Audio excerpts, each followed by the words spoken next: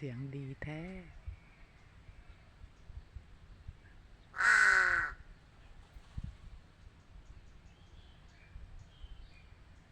เขาจะมาแอบขโมยกินกับข้าวของเรานะคะทุกคน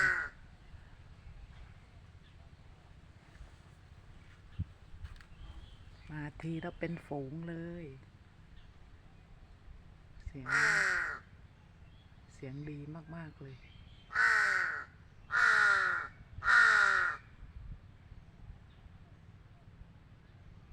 ก็ไม่กลัวคนด้วยนะ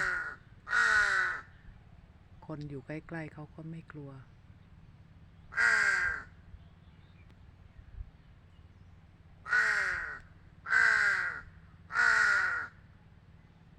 อีกาดำ